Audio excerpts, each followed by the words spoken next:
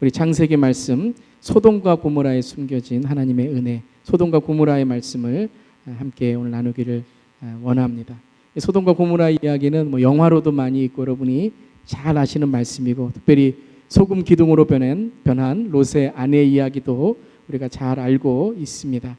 오늘 소돔과 고모라 이야기를 통하여 하나님께서 이 심판 가운데 어떻게 우리가 살기를 원하시는가를 또 함께 나누면서 마지막 때와 같은 이 시대에 우리의 삶을, 우리의 신앙을 돌아보는 시간이 되기를 원합니다. 말씀 속으로를 우리가 함께 하면서 중요한 것은 성경은 한 가지의 주제를 우리에게 말씀하신다는 겁니다. 그것은 예수를 통한 하나님의 은혜이죠. 바로 구원을 통한 하나님의 은혜를 우리에게 전하시기를 원하신다는 겁니다. 성경 전체는 이 하나님, 신실하신 하나님의 언약을 지키신 하나님의 구원, 바로 창조와 그리고 우리를 그 심판과 하나님의 죄 가운데 다시 우리를 구원하시는 그 재창조의 이야기라는 겁니다. 그래서 성경은 신실하신 하나님의 창조와 재창조의 이야기라는 겁니다. 자, 우리 창세기부터 시작해서 우리가 창조의 이야기를 보고 있습니다. 창조와 그리고 재창조의 이야기를 우리가 보고 있는 겁니다. 그래서 성경 전체를 처음부터 끝까지를 본다면 창조와 재창조입니다. 그러니까 마지막에 요한계시록은 하나님께서 이제 완벽한 재창조, 바로 예수 그리스도가 다시 오심으로 이 모든 인류를 완성하시는 거죠. 재창조를, 회복을 완성하시는 겁니다. 그 이야기를 성경에 있는 사건과 인물을 통하여 계속 우리에게 말씀하시는 겁니다. 그것은 무엇인가 하면 첫 번째, 창조. 하나님께서 창조하시고, 그 다음에는 무엇이냐면요, 모든 이야기 속에 우리가 보면 바벨탑도 그렇고 노아도 그렇고 오늘 보는 이 소돔과 고모라 이야기도 그렇고 아브라함의 인물 안에서도 그렇죠. 하나님이 부르신 다음에 아브라함이 가나안 땅에 이르러서 흉년이 들어서 이집트로 내려가게 됩니다. 죄를 짓는 거죠. 아담과 하와도 죄를 짓는 거죠. 창조 다음에 죄의 이야기가 나옵니다. 타락하는 거죠.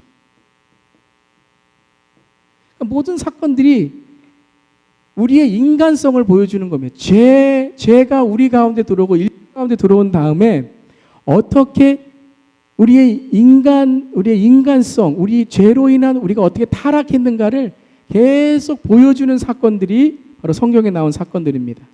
아담이 죄를 지고 가인이 살인을 하고 바벨탑을 짓고 계속해서 창조 이후에 인간은 죄를 짓습니다.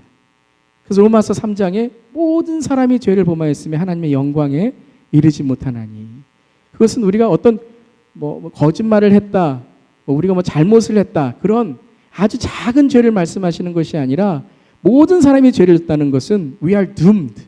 우리는 무엇을 하든지 간에 우리의 죄성을 이길 수 없다는 거예요. 우리의 죄악을 이길 수 없다는 것입니다. 아담으로부터 그 죄와 타락이 계속 우리에게 이어진 거죠. 그래서 우리 자신은 구원할 수 없다는 거예요. 우리 자신은 우리를 구원할 수 없다는 거예요. 인간을 구원할 수 없다는 겁니다. 그럼 죄가 왔을 때 무엇이 있습니까? 심판이 있는 거죠. 심판이 있는 거죠. 하나님은 공의고 정의시기 때문에 심판하셔야 됩니다. 그래서 그 죄를 어떻게 하세요? 아담과 하와에게 물으시고 가인에게 물으시고 또 바벨탑을 심판하시고 오늘 소돔과 고모라를 심판하시고, 그 심판하시는 것으로 끝내는 것이 아니라 세상은 심판으로 끝냅니다. 감옥 가면 끝납니다. 어떤 사람이 죄인으로 낙인 찍히면 그냥 사회에서 이제 그 사람은 다시는 희망이 없습니다. 그런데 하나님께서는 어떻게 하세요? 이 심판을 통해서 다시 재창조를 이루신다는 거예요. 그게 은혜입니다.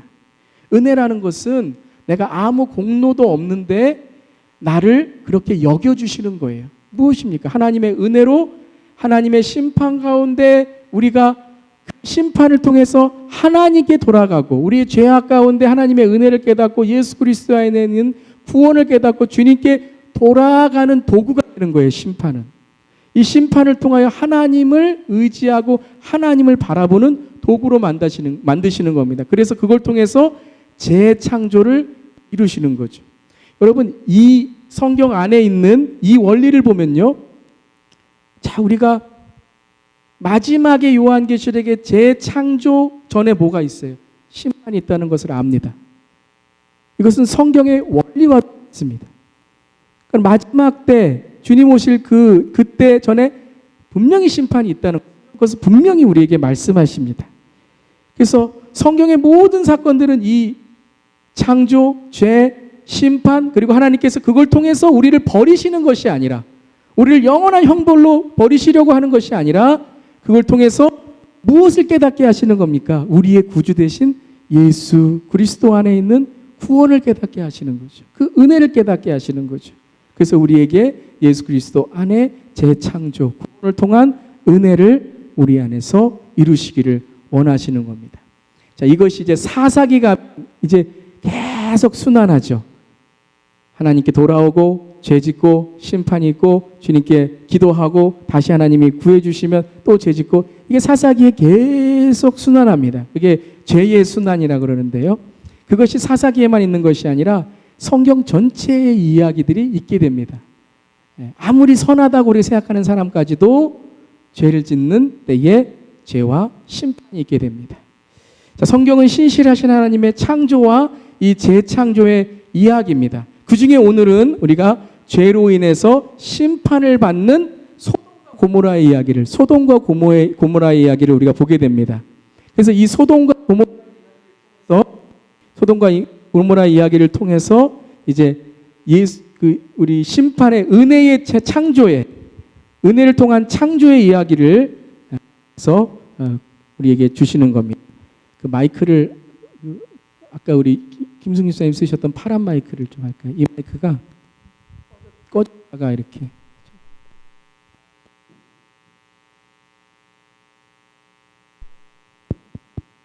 예, 죄송합니다. 그래서 오늘 이야기는 소돔과 고모라의 심판의 포커스를 두고자 하는 말씀이 아니라, 그 심판도 우리가 회개하고 두려워해야 되겠지만 두렵고 떨리는 마음으로 이 이야기를 통해 우리가 재창조하시는 하나님의 은혜를 바라보라는 이야기입니다. 소돔과 고모라로 끝나는 것이 아니라 그 다음에 계속해서 은혜의 이야기들이 이제 계속 연결이 됩니다.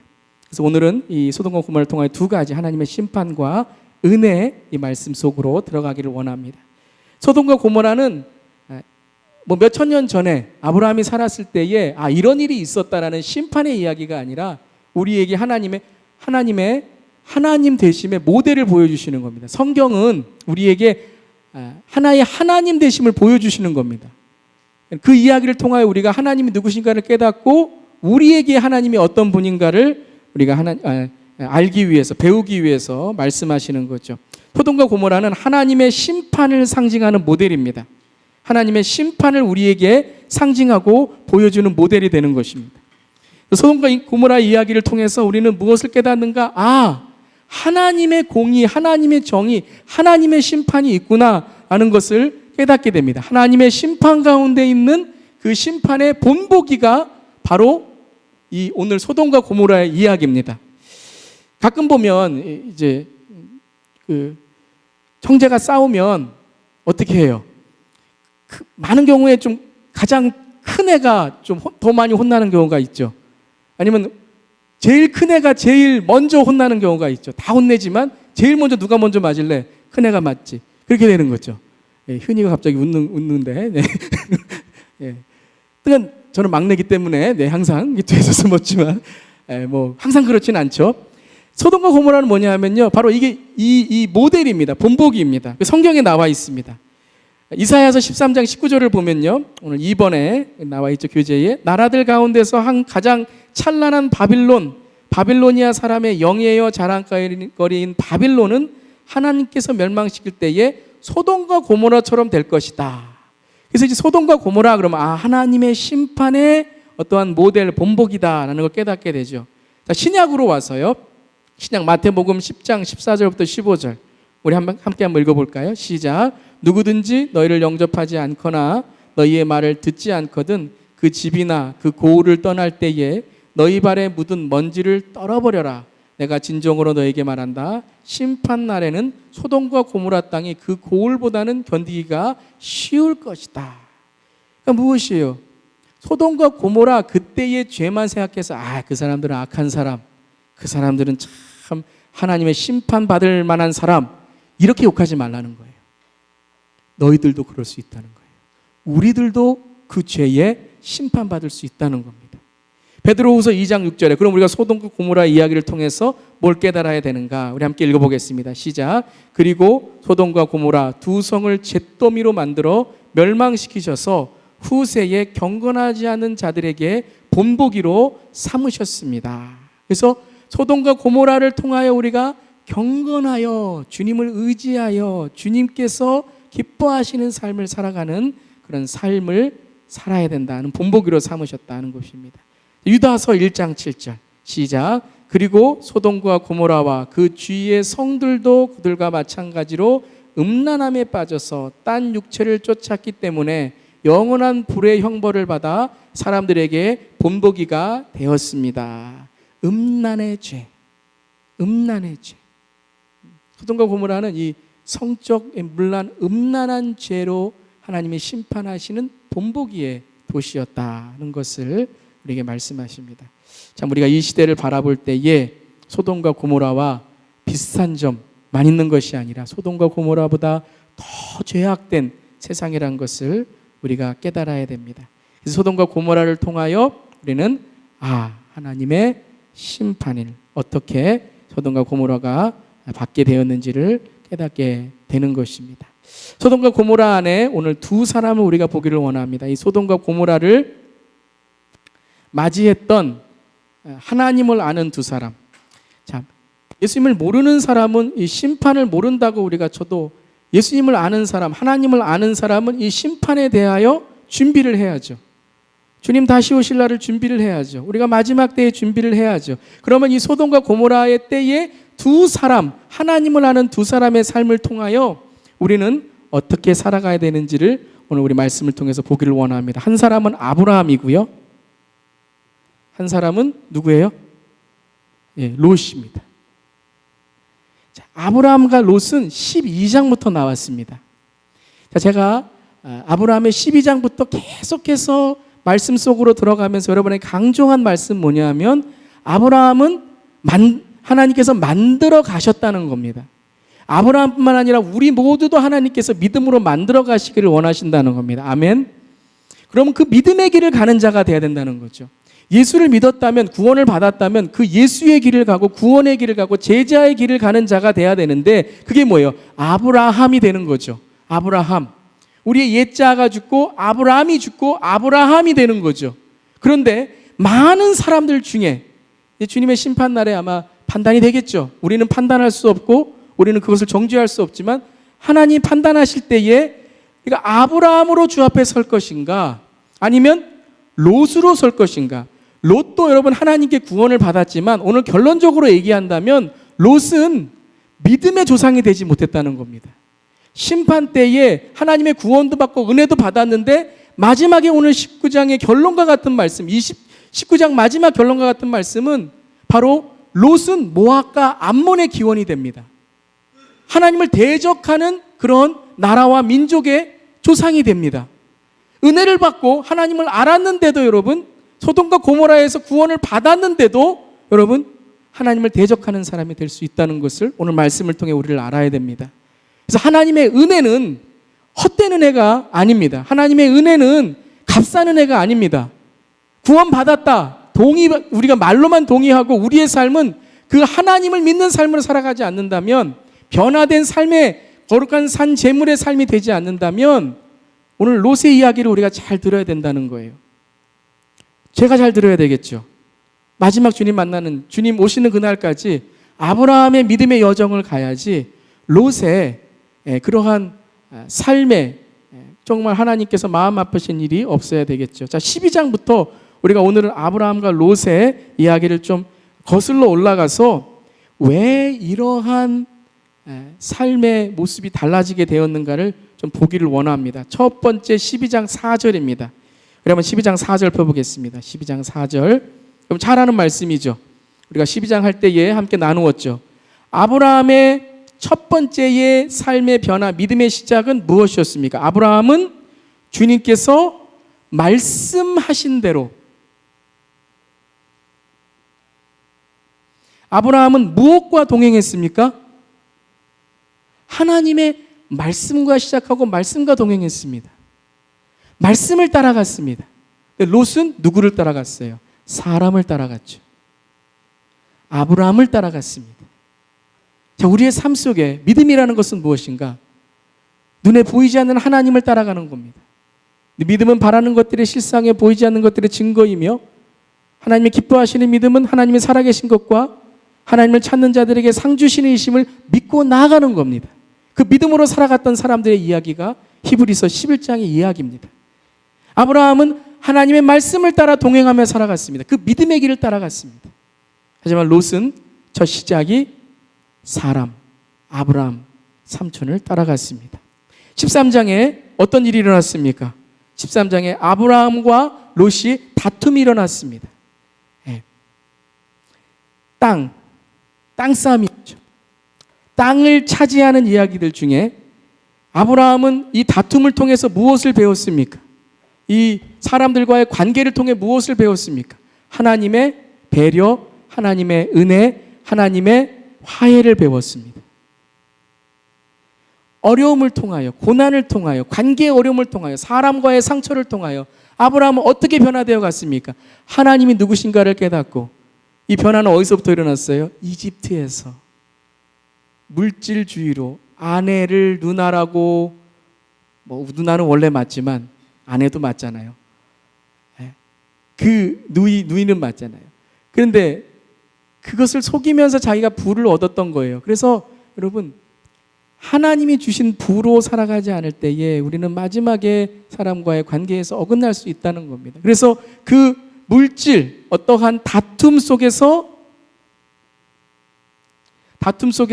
화해하는 삶이 되었다는 겁니다. 화해하는 삶. 그런데 롯은 어땠습니까? 13장 10절에 우리 함께 한번 읽어볼까요? 롯은 13장 8절 9절은 아브람, 10절은 롯. 시작. 롯이 멀리 바라보니 요단 온 들판이 소 아래 이르기까지 물이 넉넉한 것이 마치 주님의 동산과도 같고 이집트 땅과도 같았다. 아직 주님께서 소돔과 고모라를 멸망시키시기 전이었다.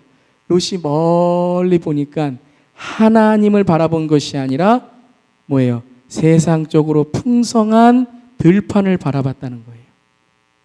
들판. 아브라함은 뭘 봤습니까? 하나님의 화해, 용서, 나눔. 그런데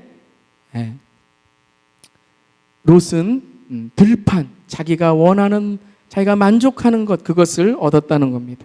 그 다음에 14장입니다. 14장에 어떤 일이 일어났습니까? 롯이 소돔 왕에게 끌려갔습니다. 소돔 왕에게 끌려가고 소돔 왕에 잡혀갔습니다. 14장 11절에 쳐들어온 내 왕은 소돔과 고모라에 있는 모든 재물과 먹거리를 빼앗고 아브라함의 아드람의 조카 롯도 소돔에 살고 있었는데 그들은 롯까지 사로잡아 갖고 그들의 재산까지도 빼앗아 갔다는 거예요. 그래서 유혹을 통해서 무엇이 왔죠? 롯에게 고난이 왔습니다. 어려움이 왔습니다. 자, 고난과 어려움이 왔어요. 그래서 아브라함이 어떻게 합니까? 아브라함이 롯을 구출합니다. 군대를 데려가서 롯을 구출하게 됩니다. 그때에 14장 22절 23절에 어떻게 되죠? 소돔 왕이 아브라함에게 자기의 그 물건들을 이 전쟁에서 이긴 이 전리품들을 이제 소돔 왕이 아브라함에게 주게 됩니다. 그때 22절에 14장 22절 뭐라 그러죠? 하늘과 땅을 지으신 가장 높으신 주 하나님께 나의 손을 들어 맹세합니다. 내가 이것을 가져서 부자가 되었다고 절대 말할 수 없을 것입니다. 라고 하죠. 무엇입니까? 그 유혹을 통해 믿음으로 승리하게 됩니다. 믿음으로 이기게 됩니다. 그런데 여러분, 그 다음에 여기서 롯이 믿음으로 나아갈 수 있는 기회를 놓치게 됩니다. 고난이 왔습니다. 소돔 왕에게 어려움을 당했습니다. 그러면 여기서 롯이 배워야 될 게 무엇이에요? 아브라함은 계속해서 어떠한 실수와 실패를 통해 하나님이 누구신가를 깨닫고 점점 믿음으로 성장하고 믿음으로 성숙해가고 믿음의 길을 가는데 롯은 여기서 고난이 찾아왔는데 소돔이라는 곳에 고난이 찾아왔어요. 저는 하나님께서 롯을 깨닫게 하시는 기회였다고 생각합니다.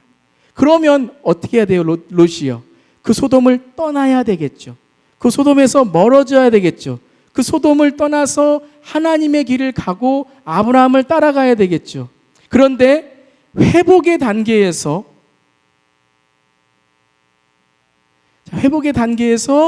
우리 19장 오늘 1절, 우리 19장 오늘 12절부터 읽었는데요. 19장 1절을 보면 롯이 어디에 있습니까? 19장 1절. 우리 한번 19장 1절 함께 한번 읽어보겠습니다. 19장 1절. 자, 시작. 저녁 때에 두 천사가 소돔에 이르렀다. 롯이 소돔성 어귀에 앉아 있었다. 앉다가 그들을 보고 일어나서 맞으며 얼굴을 땅에 대고 엎드려 청하였다. 어디 있었어요? 소돔성 어귀에 있었습니다. 소돔성에서 하나님께서 거기를 떠나라고 어려움을 주신 거였어요. 고난을 주신 거였어요. 이제 하나님께 돌아오라는 거죠. 그 시선과 눈을 하나님께 이제 맡겨라 라고 말씀하셨는데 여전히 롯은 어디에 있어요? 소돔성 어귀에 앉아 있었어요. 소돔성 어귀에 앉아 있었어요. 아브라함은 어땠습니까? 15장 1절에 뭐였죠? 아브라함에게 주님께 나타나셔서 아브라함아 두려워하지 말아라. 나는 너의 방패이다. 17장 1절에 나이 99이 되었을 때에 주님께서 그에게 나타나셔서 말씀하십니다. 나는 전능한 하나님이다. 나에게 순종하며 흠없이 살아라 하시면서 할례로 선택하신 하나님의 표징을 주시고 18장 1절에 보면 주님께서 만물의 상수리 나무 곁에서 아브라함에게 나타나시고 한창 더운 대낮에 아브라함은 자기 장막 어귀에 앉아 있어요. 이 자기 장막이 뭐예요? 하나님을 섬기는 장막이란 뜻입니다. 하나님의 장막, 그 상수리 나무에 장막을 친 그곳에 앉아 있었습니다. 아브라함은 계속해서 언약의 삶으로 15장 1절의 언약, 17장 1절의 언약, 18장 1절의 언약으로 계속해서 믿음으로 주님께 나아가는데 롯은 어땠습니까? 롯은 소돔으로 다시 돌아왔어요. 옛 과거로 돌아왔어요. 옛 자기의 세상의 삶으로 돌아오게 되었습니다. 그래서 여러분 이제 우리가 소돔 앞에 있는 롯의 모습을 우리가 볼 수 있습니다. 심판이 이제 임하게 됩니다. 심판이 임했을 때에 믿음으로 날마다 주님께 나왔던 사람의 모습과 심판이 임한다는 그 소식을 들었을 때에 심판 앞에 서 있는 롯이 어떤 모습이었는가를 우리 보겠습니다. 18장 22절 24절 심판 앞에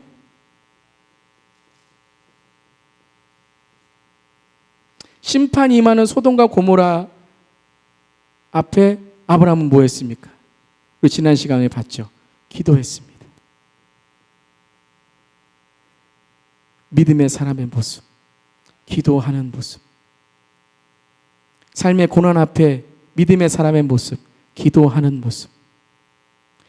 그는 하나님 앞에서 기도합니다. 울부짖습니다. 자기는 지금 소돔에 살고 있는 것도 아닌데 자기는 소돔을 향하여서 주님 앞에 서서 주님께서 의인을 기어이 악인과 함께 쓸어버리렵니까? 10명이면 됩니까? 몇 명이면 됩니까? 하며 주님께 중보 기도에 하나님께 울부짖는 외치는 기도를 하게 됩니다. 근데 롯은 어땠습니까? 19장 16절 심판이 임하고 그의 가족에게 은혜가 임하는 삶을 천사를 통해 하나님께 주셨는데 16절 롯이 첫 번째의 그 심판의 이야기를 듣고 빨리 그 성에서 나가라 그랬을 때 모습이 무엇입니까? 꾸물거립니다. 꾸물거린다는 게 뭐예요? 여전히 미련이 있다는 것이죠. 여전히 세상에 한다리, 하나님께 한다리, 심판이 임하는데도 롯은 어떻게 합니까? 여전히 그의 마음속에는 하나님보다 세상을 더 사랑하는 마음이 있었다는 겁니다. 여러분 이것이 제가 말씀드리는 것은 한 번에 나는 게 아닙니다. 지금 소돔과 고모라의 심판이 있었을 때 믿음으로 살았는데 소돔과 고모라에 있는 데가 아니라 롯의 인생의 여정을 쭉 보면 여러분 롯이 이 심판 앞에서도 뭐하고 있는 거예요? 여전히 여러분 꾸물거리고 있고 세상을 더 바라보고 있는 거예요. 아브라함은 어떻습니까? 계속해서 믿음의 길을 가고 있습니다. 믿음의 여정을 가고 있습니다. 하나님이 그는 믿음의 조상으로 만들어 주십니다. 그래서 이 심판과 소돔과 고모라의 심판 앞에서도 그는 어떻게 했어요? 기도하는, 하나님께 나아가는 삶이 됩니다. 여러분, 오늘 우리는 어떤 길을 가고 있습니까? 하나님과 동행하며 때로는 세상의 어려움 속에서, 유혹 속에서, 하나님이 회복하시는 곳에서 하나님의 언약의 길로 심판 앞에서 기도하는 삶으로 나아가고 있습니까? 아니면 롯과 같이 하나님이 이제 구원하시는 그 심판 앞에서도 꾸물꾸물거리고 있는, 세상에 한 다리를 걸치고 있는, 회개하는 그런 삶이 아니라 여전히 하나님 가물가물하는, 꾸물꾸물하는, 하나님 무엇이 죄인지도 모르고 무엇이 하나님께 의인인지도 모르고 살아가는 그런 삶에 우리가 취해 있지는 않은지 돌아보기를 원합니다. 한 가지 더 보겠습니다. 오늘 우리가 보면 19장 14절에 보면 롯이 이제 그 심판의 이야기를 듣고 이제 자기 딸들과 약혼한 사윗감들에게 갑니다. 사위한테 갑니다. 가서 뭐라고 이야기를 하죠? 14절에 롯이 그들에게 말하였다. 서두르게 이 성을 빠져나가야 하네. 주님께서 이 성을 곧 멸하실 걸세. 그러나 그의 사윗감들은 그가 농담을 한다고 생각하였대요. 농담을 한다고 생각해요. 롯의 말을 듣지 않았습니다. 여러분, 참 그런 것 같아요. 우리가 어떤 정말 믿음의 이야기를 하고 말씀에 있는 이야기를 하고 정말 마지막 때에 우리가 깨어 있어야 된다는 말을 할 때에 세상 사람들은 어떻게 듣습니까? 농담으로 듣습니다. 여러분, 초대교회의 사도행전 2장에 성령 충만한 그 사도들과 초대교회의 성도들의 모습을 보면서 여러분, 사람들이 뭐라 그랬어요? 술에 취했다고 조롱했습니다. 여러분, 그래요. 우리가 이 세상에서 살아갈 때에 믿음으로 살아가는 모습을 때로는 사람들이 농담으로, 조롱으로 여길 때가 있다는 것입니다. 근데 여러분, 오늘 이 농담이란 단어가 오늘 18장에 보면 아브라함이 이 같은 단어를 씁니다. 이 농담, 웃었다라는 단어가 뭐냐 하면요, 차하크라는 단어입니다. 여기다가 써놨는데요, 웃음, 농담이라는 단어가 차하크라는 단어입니다. 차하크라는 단어입니다. 이 차하크라는 단어는 웃는다는 단어입니다. 웃는다. 우리 18장 15절 보면요, 사라가 웃죠. 12절부터 15절 보면 사라가 하나님께서 내가 너에게 아들을 허락하겠다라고, 아이를 낳을 사람이다라고 하나님이 다시 한번 언약을 말씀하셨을 때에 12절에 사라가 속으로 웃으면서 중얼거렸다라는 말이 나오죠. 그 12절에 이 웃는다라는 단어가 차하크라는 단어예요. 차하크. 오늘 19장 14절에 농담으로 여겼다라는 단어가 차하크라는 단어예요. 15절에 주님께서 그에게 너는 웃었다 라고 말씀하신 단어가 차하크라는 단어예요. 차하크. 여러분 보세요. 롯의 사위들이 농담으로 여긴 단어가 차하크라는 단어이고요, 그리고 사라가 하나님의 말씀을 듣고 웃는 단어도 차하크라는 단어예요. 자, 여러분, 그러면 뭐가 다릅니까? 여기서 뭐가 다른 거예요? 하나님은 사라의 웃음을 듣고서 어떻게 하셨어요? 심판하지 않으셨어요. 차하크했는데 사라도 웃었습니다. 웃고 하나님이 말씀하신 것에 이게 정말 일어날 수 있을까라고 의아해했는데 하나님은 사라에게 심판하지 않으셨어요. 하지만 롯의 사위들은 어떻게 됐습니까? 차하크, 웃고 농담으로 여겼는데 그 심판 안에 있게 되었다는 거예요. 무엇이 다르죠? 무엇이 다릅니까? 제가 지난주에 이 웃음이란 단어를 설명하면서 이 사라가 차하크한 것은 하나님을 무시하거나 하나님을 경멸한 웃음이 아니라 어떤 웃음이라고요? 하나님과의 친밀한 관계를 증명하는 거라고 했습니다. 그래서 사라는 어떻게 했다고요? 그 친밀함, 아브라함은 그 친밀함 속에 뭐까지 깨졌어요? 은밀한 관계까지 깨지게 된 거죠. 차하크. 그런데 19장 14절에 그들이 농담으로 여긴 웃음, 차하크는 뭐가 없었습니까? 하나님과의 관계가 없었다는 거예요. 여러분, 우리 모두는 하나님 앞에 죄인입니다. 우리 모두는 다 차하크하는 죄인이에요. 하나님 앞에 우리는 교만한 죄인이고요. 하나님 앞에 우리는 죽을 수밖에 없는 죄인입니다. 그런데 그 차하크가 하나님 앞에 심판이 아니라 하나님의 언약으로 가는 길이 되는 차하크가 있는가 하면 롯의 사위들처럼 하나님의 말씀을 농담으로 여겨서 심판으로 가는 차하크가 있습니다. 그것은 뭐 때문입니까? 우리의 공로, 우리의 삶이 아니라 하나님과의 관계. 하나님과의 관계. 우리가 죄를 지었을 때에, 우리가 하나님 앞에 죄인이었을 때에 우리는 하나님 앞에 무엇을 하는 겁니까? 하나님과의 관계 속에 회개하고 주님 앞에 나아갈 수 있는 담대한 길이 열린 거예요. 사라는 하나님께서 너 웃었다 했을 때 그 관계를 통하여 나중에 하나님께서 아이를 주셨을 때 아브라함의 아들의 이름을 무엇이라고 짓습니까? 이차크. 이차크라고 짓습니다. 이차크가 뭐예요? 이삭입니다. 이삭. 네. 그래서 이삭의 뜻이 뭐예요? 네. 웃음이란 뜻입니다. 차크, 웃었다는 단어가 명사로 되면서 이차크, 이삭이 됩니다. 이삭이 돼요. 여러분, 우리의 죄가, 하나님 앞에 있는 우리의 어떠한 잘못과 실수가 무엇으로 하나님 바꾸세요? 은혜로 바꾸시는 거예요. 생명으로 바꾸시는 거예요. 그 길을 주시는 분이 누구세요? 바로 하나님이세요. 그런데 하나님과의 관계, 우리가 하나님 앞에 우리의 자신을 내어놓고 우리의 죄를 회개하지 않고 그것을 농담으로 여기고 하나님께 나아가지 않는 삶이 된다면 그 차크가 영원한 뭐가 돼요? 영원한 형벌 지옥이 된다는 거예요.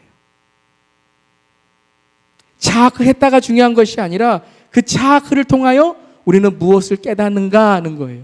실수하고 죄를 졌다는 게 중요한 게 아니라 우리가 그 실수와 죄를 통하여 어느 길로 나아가는가, 어느 길로 우리가 가기를 원하는가. 주 앞에 나와 회개하고 주 앞에 나와 우리의 잘못을 저지르고 우리의 차크를 하나님의 은혜, 이 차크로 만들 것인가, 아니면 그냥 하나님의 말씀을 농담으로 여기고 끝까지 소돔과 고모라 안에 머물러 있을 것인가. 오늘 말씀 속에서 그 변화의 말씀을 소돔과 고모라를 통하여 우리에게 말씀하십니다. 절대 자격이나 공로가 있어서 구원받은 게 아니라는 겁니다. 절대 아브라함이 하나님 앞에 완벽한 사람이라서 구원받은 게 아니라는 겁니다.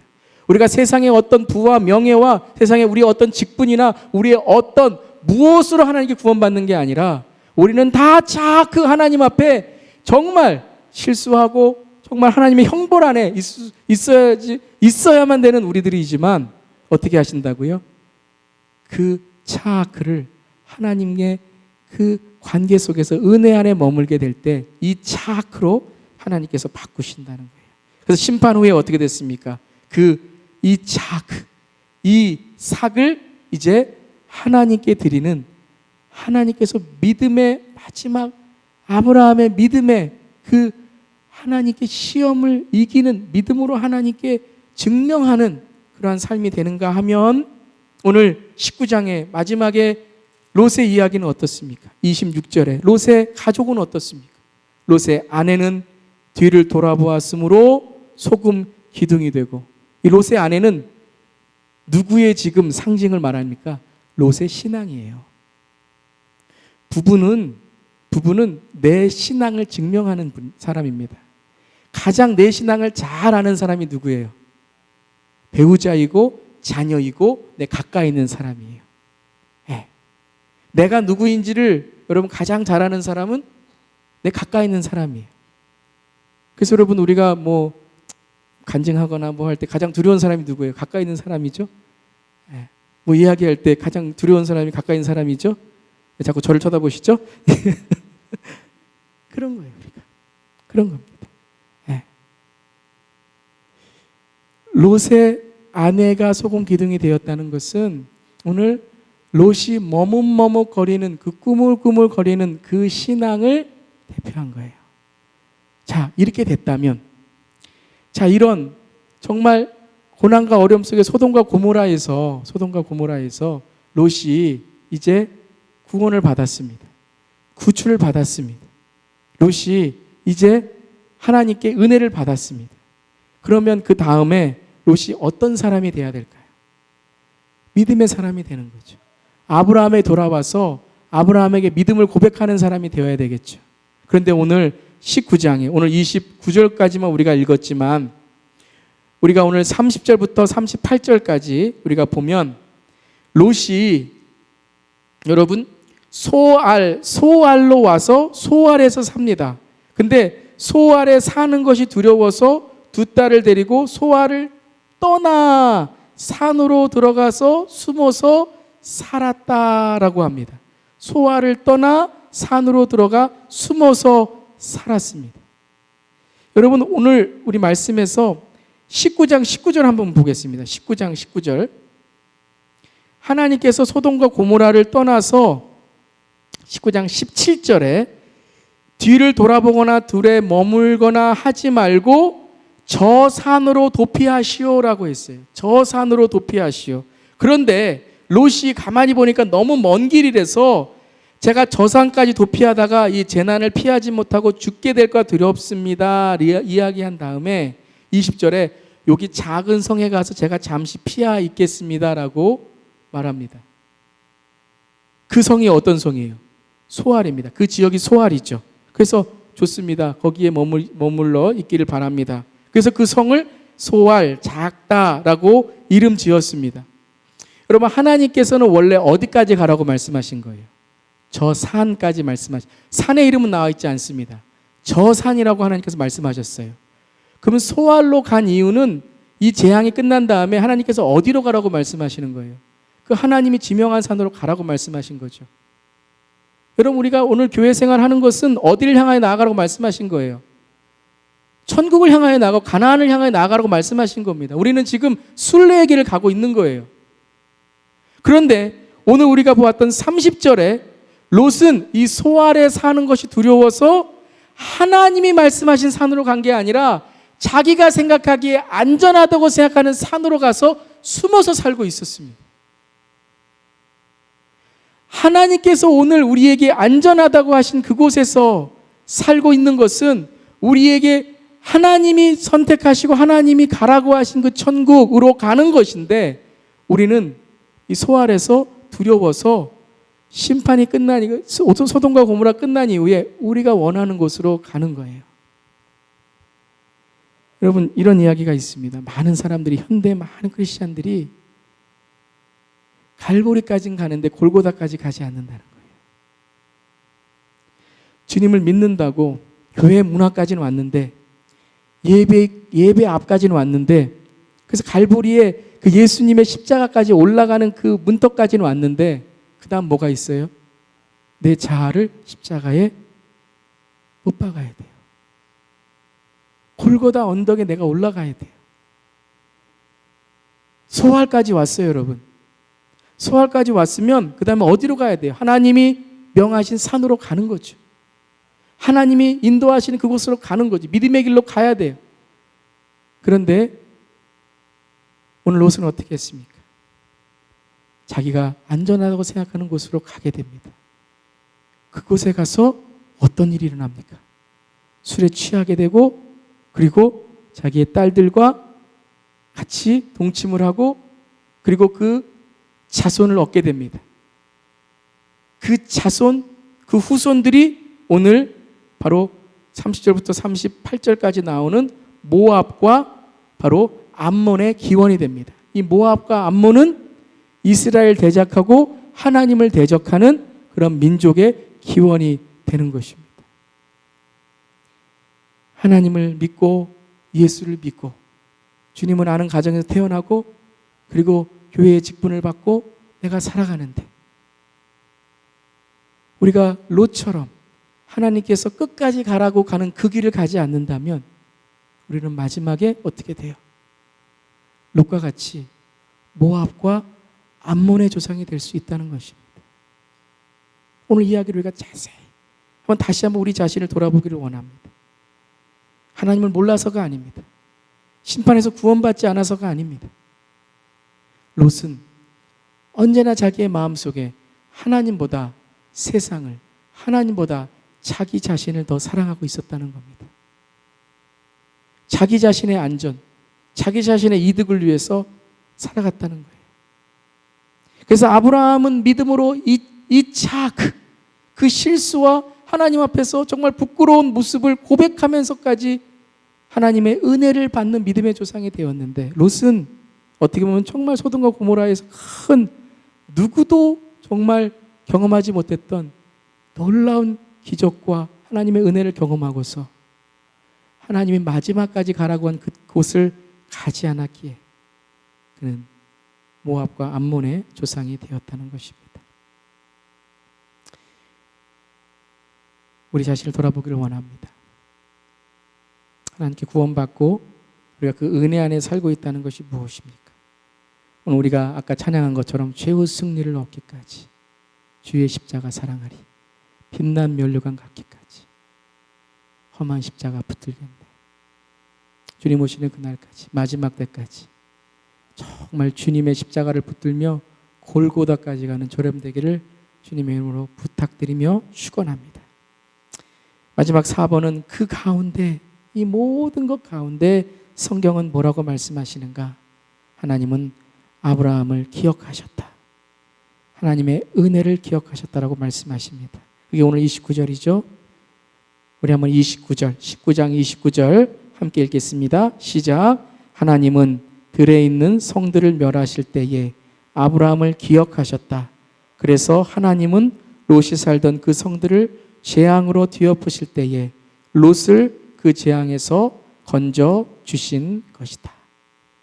하나님이 롯을 왜 건져 주셨다고요? 아브라함의 기도를 기억하셨다는 거예요. 아브라함의 기도를 기억하셔서. 그래서 여러분, 기도를 포기하지 마세요. 배우자에 대한 기도를 포기하지 마세요. 여러분, 자녀에 대한 기도를 포기하지 마세요. 우리 성도님들의 기도를 포기하지 마세요. 여러분, 이 세상에 구원을 이루시는 하나님의 그 계획과 하나님의 뜻을 우리가 포기하지 않고 기도하기를 바랍니다. 세상 모든 민족이 구원을 얻기까지 쉬지 않고 일하시고 기도하시는 예수 그리스도의 마음을 우리가 담기를 바랍니다. 여러분이 기억하셨다는 단어, 창세기 8장 1절에 함께 읽어보겠습니다. 우리 4번 있죠? 시작. 그때에 하나님이 노아와 방주와 함께 있는 모든 들짐승과 집짐승을 돌아보실 생각을 하시고 땅 위에 바람을 일으키시니 물이 빠지기 시작하였다. 하나님이 생각하시니. 창세기 30장 22절 하나님은 라헬도 기억하셨다. 하나님이 라헬의 호소를 들으시고 그의 태를 열어주셨다. 출애굽기 2장 24절 하나님이 그들의 탄식하는 소리를 들으시고 아브라함과 이삭과 야곱에게 세우신 언약을 기억하시고 이스라엘 자손의 종살이를 보시고 그들의 처지를 생각하셨다. 로마서 5장 8절 9절 그러나 우리가 아직 죄인 되었을 때에 그리스도께서 우리를 위하여 죽으셨습니다. 이리하여 하나님께서는 우리들에 대한 자기의 사랑을 실증하셨습니다. 그러므로 지금 우리가 그리스도의 피로 의롭게 되었으니 그리스도로 말미암아 하나님의 진노에서 구원을 얻으리라는 것은 더욱 확실합니다. 우리가 아직 죄인 되었을 때에 그리스도께서 우리를 위하여 죽으심으로 그 예수 그리스도의 그 십자가의 그 죽으신 보혈로 인하여 하나님의 사랑을 확증하시고 우리가 그 피로 인하여 구원을 받고 의롭게 됐다는 거예요. 하나님이 우리를 생각하셔서 우리의 기도를 들으셔서 여러분, 우리 자신이 정말 날마다 하나님의 은혜를 기억하며 살아가며 특별히 아브라함을 기억하신, 아브라함의 기도를 들으신 그 하나님, 오늘 특별히 저 여러분이 이 은혜의 하나님을 항상 기억하면서 주님께 기도하고, 아브라함은 10명의 기도로 끝났지만 예수 그리스도는 마지막까지 그 기도를 놓지 않으셨습니다. 때로는 우리의 기도는 연약할지 모르지만 끝까지 기도하시는 예수 그리스도. 로마서 8장에 성령이 탄식하시며 우리를 위해 기도하셔서 하나님이 우리에게 품으신 뜻을 알게 하시는, 하나님 우리를 기억하시는 그 삶, 저 여러분의 삶이 되기를 주님의 이름으로 축원합니다. 아멘. 한번 기도하겠습니다. 우리 한번 이 시간에 우리 기도하면서 주 앞에 나아갑니다. 특별히 오늘 우리가 롯 같은 존재입니다. 우리가 정말 교회에도 나오고 신앙생활도 하지만 우리가 여전히 회개해야 될 일이 있고 여전히 주 앞에 변화되어야 할 삶이 있습니다. 교회에 나와서 눈에 보이는 것만 하나님이 보시는 게 아닙니다. 우리의 일주일의 삶도 보시고 혼자 있을 때의 삶도 보십니다. 우리는 다 차하크 같아요. 그러면 이 차하크로 바꿔야죠. 주 앞에 주님이 맞습니다. 회개해야죠. 롯의 마지막이 되지 않게 하시고, 의인이었지만 롯은 마지막에는 정말 모압과 암몬과 같은 그러한 후손을 낳게 됩니다. 오늘 아브라함의 길을 갈게 하시고 하나님의 기억하시는 우리의 삶이 되게 해달라고 우리 다 함께 한번 이 시간 통성으로 기도하겠습니다. 하나님 감사합니다. 하나님 오늘